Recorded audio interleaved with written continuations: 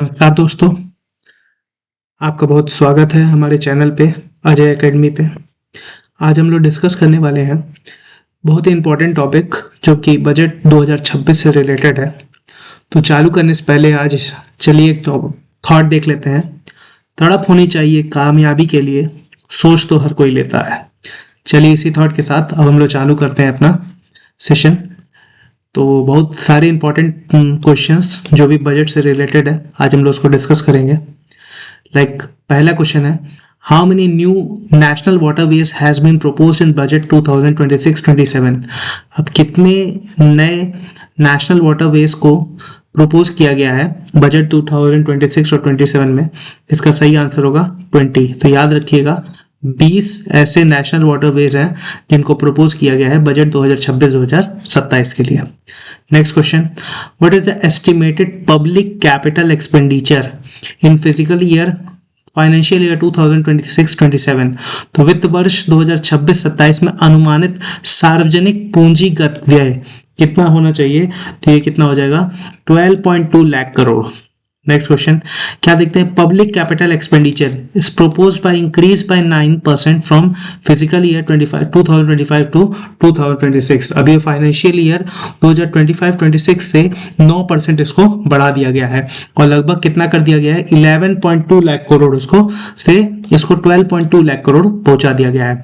अब public capital expenditure is money spend by the government on the acquiring, building और improving long term tangible assets such as infrastructure, road, bridges, school, hospital, machinery।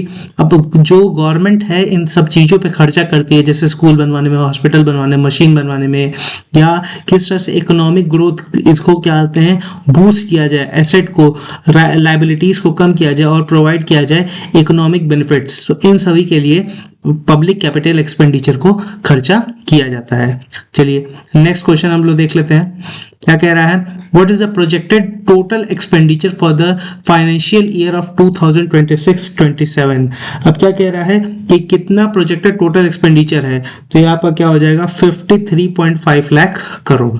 Next क्या कर रहा है, with total expenditure estimated 53.5 lakh crore, physical deficit इसमें कितना है? Estimated 4.3% of the GDP. तो GDP का 4.3% आपका फिजिकल डेफिसिट हो जाएगा। डेप्ट क्या कह रहा है, टू जीडीपी रेशियो 55.6%, ये कुछ उसका डेप्ट रेशियो है। फिर रेवेन्यू डेफिसिट आप देख सकते हैं, पब्लिक कैपिटल एक्सपेंडिचर हो सकता है, उसमें क्या पैसा खर्चा किया जा रहा है डिफेंस यूनियन में, ये सारी चीज देख सकते हैं। नेक्स्ट क्वेश्चन क्या कह रहा है, व्हाट आर शी मार्ट्स? अब इसमें आप देखेंगे एक नया टर्म सुनने को मिला है, शी मार्ट्स। शी मार्ट्स क्या है? शी मार्ट्स क्या है? Self help entrepreneur she marts इसको कहते हैं, बेसिकली महिलाओं के लिए है।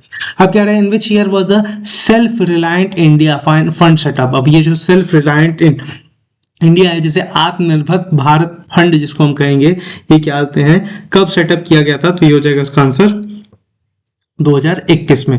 नेक्स्ट क्वेश्चन हम लोग देखते हैं, क्या कह रहा है, how many all India institute of Ayurveda? तो आयुर्वेदा के कितने इंस्टीट्यूट प्रपोज किए गए हैं बजट 2026-27 में? तो ये कितना हो जाएगा? 3 क्या आते हैं, all India institute of Ayurveda को प्रपोज किया गया है, इसको बनवाया जाएगा। नेक्स्ट क्या कह रहा है, अब एक चीज समझिए, ऑरेंज इकोनॉमी क्या कहता है? ऑरेंज इकोनॉमी क्या होती है? The orange economy also known as creative economy refers to the industries where ideas, creativity, cultural expression and technology are the core source of value, not physical good. It includes sectors such as animation, visual effect, gaming, comics, ये सारी चीज include होती है orange economy. Orange economics question पूछा जा सकता है, तो इसको आप समझ लीजिए। अब क्या कह रहा है, which of the following is not an objective of Khelo India mission? अब ये जो खेलो इंडिया मिशन है, इसे कौन से ऑब्जेक्टिव नहीं है? अब क्या कह रहा है, इंटीग्रेटेड टैलेंट डेवलपमेंट, सही बात है, डेवलपमेंट होना चाहिए टैलेंट का।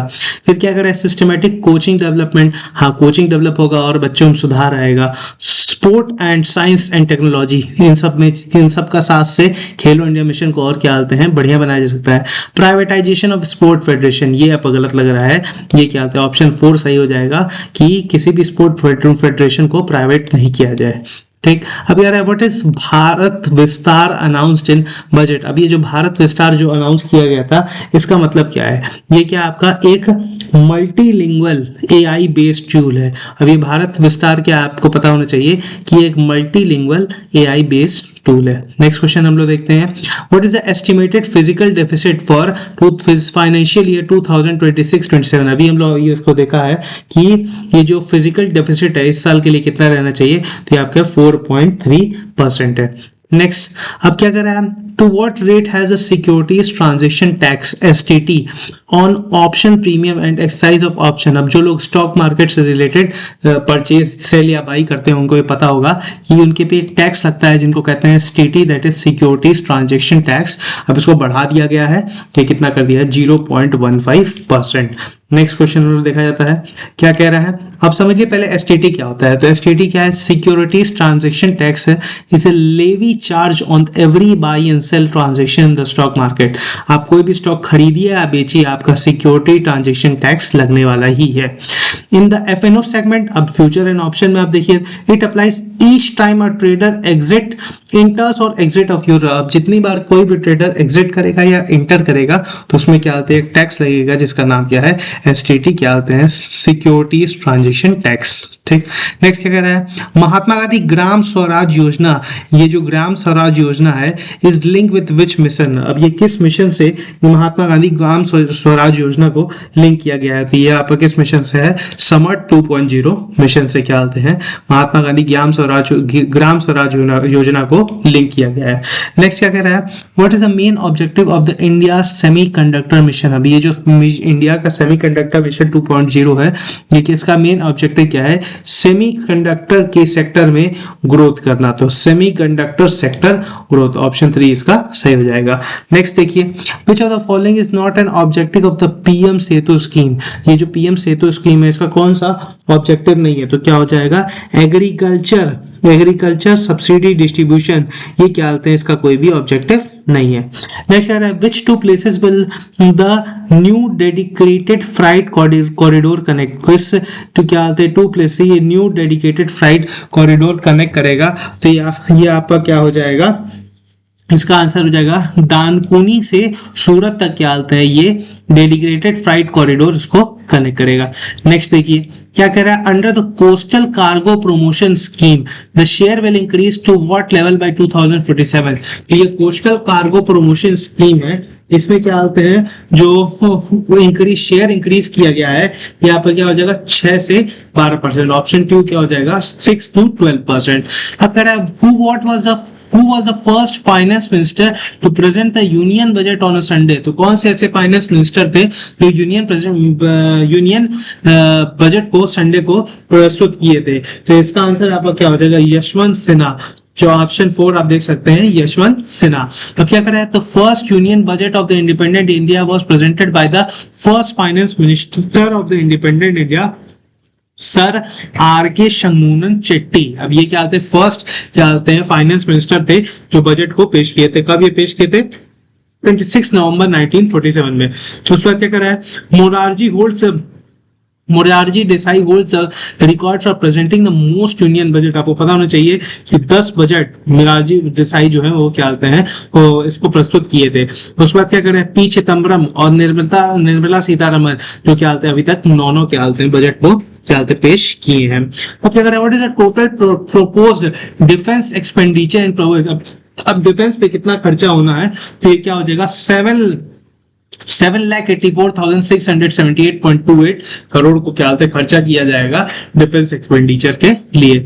How much assistance will be provided to states under SASCI scheme. अब कितना असिस्टेंस प्रोवाइड किया जाएगा, ये हो जाएगा आपका 1.5 लाख करोड़। नेक्स्ट क्वेश्चन देखते हैं, which high speed rail corridor has been proposed in budget 2026-27। अब कौन सा क्या होता है हाई स्पीड कॉरिडोर क्या होते हैं, इसको पेश किया गया है, कि आपका क्या हो जाएगा, दिल्ली टू बनारसी है। दिल्ली टू बनारसी क्या होते हैं, इसको प्रपोज किया गया है हाई स्पीड क्या होते हैं रेल कॉरिडोर। अब क्या कर रहे हैं, next, under which model will the dedicated chemical park be developed in budget 2000। कहां पे ये डेडिकेटेड केमिकल पार्क को डेवलप किया जाएगा, तो क्या होते हैं इसमें कौन सा मॉडल का यूज किया जाएगा, कौन से ऐसे मॉडल पे आधारित रहेगा, तो आपको याद रखना है कि प्लग एंड प्ले मोड पे क्या होते हैं, ये इस मॉडल पे आपका प्लग एंड प्ले मॉडल पे क्या होते हैं, इस पे क्या होते हैं, ये डेडिकेटेड है। How much allocation has been made for the Jal Jeevan mission. आप देखते होंगे पानी की समस्या के लिए जल जीवन मिशन चलाया गया है, तो इसके लिए कितना फंड एलोकेट किया गया है, तो आपका क्या हो जाएगा 67,670 करोड़। नेक्स्ट क्वेश्चन देखते हैं क्या कह रहा है, what is the outlay for the CCUS scheme. CCUS scheme के लिए क्या होता है, कितना व्यय निर्धारित है, तो इसका आंसर आपका क्या हो जाएगा 10,000 करोड़, लगभग 10,000 करोड़ को निर्धारित किया गया है। अब कह रहा है what is the allocation of VBGRAM G scheme. अब ये जो VBGRAM G स्कीम है, इसके लिए कितना आवंटन किया गया है, तो इसका आंसर आपका क्या हो जाएगा 95,692 करोड़। नेक्स्ट क्वेश्चन देखते हैं, in how many secondary schools and colleges will the content creator lab setup. कौन से बच्चों को इनोवेटिव आइडियाज और टेक्नोलॉजी से रिलेट करने के लिए, उनको नई नई चीज सिखाने के लिए क्या बोलते हैं कंटेंट क्रिएटर लैब का क्या बोलते हैं स्थापना किया जाएगा, और ये कितने हो जाएंगे आपका 15,000 और क्या बोलते हैं और स्कूलों में और 500 लगभग कॉलेज में कंटेंट क्रिएटर लैब को स्टेब्लिश किया जाएगा। नेक्स्ट क्वेश्चन, चलिए इसी के लिए धन्यवाद। आपने अगर आपको वीडियो अच्छा लगा तो वीडियो को लाइक करके चैनल को सब्सक्राइब कीजिए। ऐसे ही मैं काम के इंटरेस्टिंग और एजुकेशनल वीडियो लाते रहूंगा। धन्यवाद।